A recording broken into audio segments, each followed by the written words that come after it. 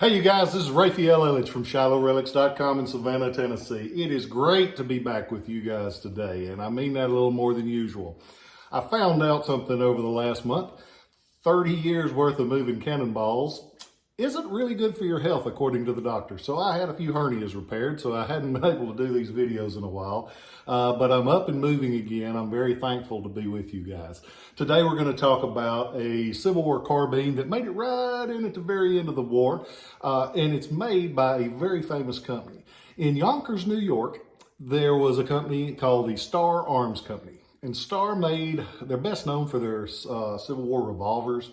They made a few different patterns of revolvers, but they also made some carbines. The one that you see most often is the percussion model of this gun, meaning that it used a percussion cap. They made 20,601 of the percussion version of this gun. This one, though, fired a rimfire cartridge, meaning that you actually had the powder contained in a cartridge, and the hammer struck the edge of the cartridge itself to fire it.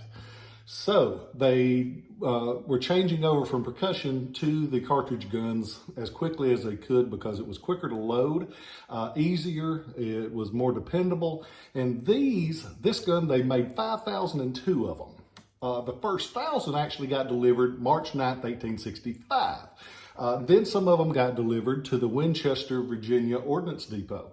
And that was on the Union side, even because it was late in the war and the war was basically over. They were just finishing it up. The last of the 5,002 got delivered on May 25th, 1865. So, they're right there at the end. A lot of the guns that were ordered didn't make it in by the end of the war. You'll see a lot of them that were just after the war thought of. This one made it right at the very end. As far as the guns, you can tell them a mile away from the percussion ones because of the way the hammer is done, because it's a completely different shaped hammer. They also They also put the serial number on these guns differently. The regular version, you drop down the block, it's stamped on the side of the block. This one, they put it on the breech of the barrel and the stock itself. You can see the serial number on this one. The mechanics work. If you look at this one, a lot of times when you see these, they're in rough shape for some reason. They might not have got used in military service, but when they were sold as surplus, a lot of them got beat to pieces. This one is really pretty. It's got just a dark look all over. And these guns, the early version of them, had a brass butt plate and had a brass barrel band. They went the less expensive way with these. They did the iron band and the iron butt plate. So if you look real close, you see that immediately and say, oh, cartridge version. This one is pretty. I got it from a collection of Starr pieces down in Florida a while back. A good friend of mine decided to let me get his collection. Very thankful for that. And if you get a chance, go onto the website, because speaking of Starr, he had the biggest collection of Starr bullet molds that I've ever seen. I got about 10 of the 44 caliber Starr bullet molds for the Starr double action or single action revolver. So go on there. I've got a few of those. Get them while they last, because once they're gone, I don't know where I can get another one. But this one, as far as the markings, it's got the Yonkers, New York marking. It's got the Starr Arms Company. Just a nice gun all the way around. They're made with a 21-inch barrel, two-piece walnut wood stock. This one's got the original saddle ring on the back of the frame. Just a really, really nice gun all the way around. And you can go on there. I've got several things. Going to be heading to a show this weekend, and supposed to get a couple collections going and coming, so I'm gonna have a world of stuff be putting on the next little bit. Since I hadn't been here in a while, I told you guys that my dad passed, and thank you so much for all the kindness and love that was shown to me and my family during that time.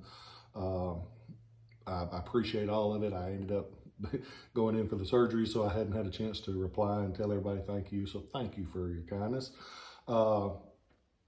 It's getting colder, and you guys know that I've tried to encourage and do things to help folks. Every time it gets cold, I think about something that I heard last year, because they say that the #1 most requested piece in homeless shelters are socks. It's simple. Just a pair of socks. You take them for granted unless you ain't got them. So next time you're at Walmart, dollar store, wherever you're at, pick up an extra pack of socks and just drop them by somewhere. It doesn't cost that much, and it might help folks more than you can possibly imagine. So be sure to do that. Got mine on the list for the next Walmart pickup. But I hope you guys are well, and thank you for the kindness. I'm very thankful, and Dad would have been very, very proud to have seen the love that brought out. Mom's doing well. She's a strong lady. She's going to be just fine. But thank you guys for all of you that reached out to offer love and support for her. I appreciate you guys. I'll catch you next time. Now that I am standing a little straighter, I'll hopefully get more of these done. Got some neat things I can't wait to share with you, and I'll get them on there as quick as I can. Thank you guys. Have a great day.